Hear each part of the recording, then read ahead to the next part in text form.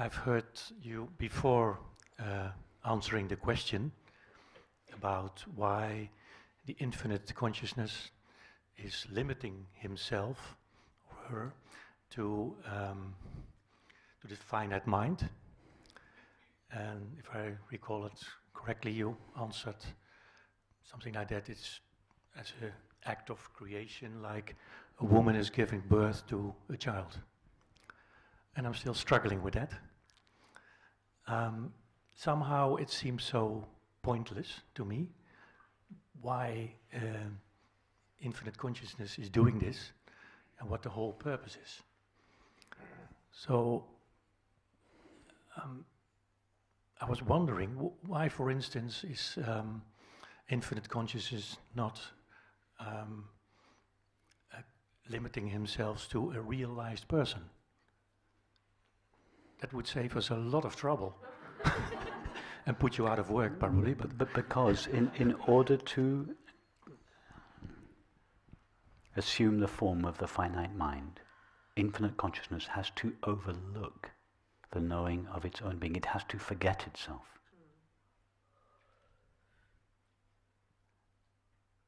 Yes, and it is because of that forgetting of itself that Mary, the finite mind, feels that she is cut off from her origin, her source, and therefore the peace and happiness that is inherent in Mary's mind is not available, or is not immediately available, to Jane. So Jane is unhappy because Mary has had to forget herself in order to appear as Jane's mind. But what is the gain? If you look in traditional literature and mythologies, numerous mythologies contain this idea that an original creator god of some kind gives birth to the world within itself and then loses itself in its own creation. Think of the Christian myth. God, the creator, gives birth to the world and then incarnates as Jesus in the world.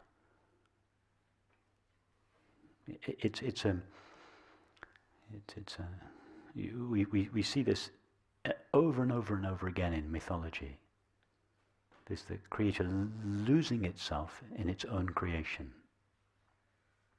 becoming the separate subject of experience in its own creation, and in doing so, forgetting its home, its nature, the peace that is available at its origin, at its home, and therefore the journey, the great journey that the separate self makes back to its home. The hero's journey. But what is infinite consciousness gaining from this? Nothing. Why does it ever would like to do this? Why does... sorry to speak on behalf of women, but why would a woman ever give birth to a child? For no reason. I mean, and men and women, do men and women sit there calculating what they stand to gain out of having a couple of children? They'd never do it if they did. Because it's just an act of love. For no reason. Have you not ever done something in your life for no reason? Oh yes, yes. Of course. Yeah, of course. Why does an artist create? I mean, to reduce art to a reason is to reduce art to bring it within the confines of the rational mind. The impulse to create art cannot be contained or explained by the rational mind. You see, The rational mind believes that its way of seeing things is true, is a reflection of reality.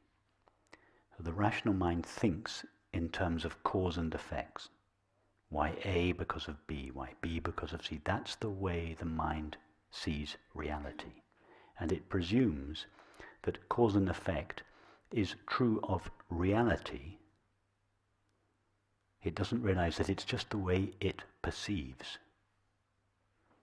So the cause and effect that seems to be true from the point of view of the mind doesn't apply to consciousness. The laws that operate in Jane's world don't operate in Mary's world. So as a concession, as a compassionate concession to the mind that asks, why does consciousness do this? The teaching sometimes tries to answer the question on the mind's terms and says, oh, consciousness does this because it was lonely by itself, or because it wanted to express its love, but it gives a reason. But those are just concessions to the finite mind. It is like a parent saying to the child, okay, you don't understand, and then the parent makes up a story that the child can understand. The parent doesn't explain the real reason, because it knows that the child couldn't understand the real reason. So it makes up a story that makes sense for the child. It tells the child a story on its own terms. So it's the same thing.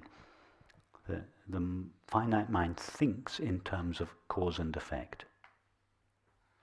And therefore the finite mind thinks that cause and effect must apply to consciousness. It doesn't. There's no cause and effect for consciousness, because there are not two things, one to cause another. We cannot ask the why question of consciousness. We can ask what consciousness is, but not why. The why question, cause and effect, is implicit in duality. It only operates in Jane's world. It doesn't operate in Mary's world. So there's no answer to the why question. And it is much better, I feel, to answer the why question in this way, rather than to make a concession to the mind and say, oh, it's because of this. Because that won't satisfy the mind. It might satisfy the mind for 24 hours. But if I were to say to you, oh, why does consciousness do this? And I give you an example, A. It might satisfy you, but tomorrow you'll come back and you'll say, well, why A? And then I'll say, well, because of B. And then the next day you'll come back, well, why B? It goes on forever. So any kind of answer, any kind of attempt to answer the why question is just like a lollipop for the mind to suck on. But until we understand that the why question cannot be asked of consciousness, the laws of cause and effect don't operate at the level of pure consciousness. The time and space that exist in Jane's world do not exist in Mary's world.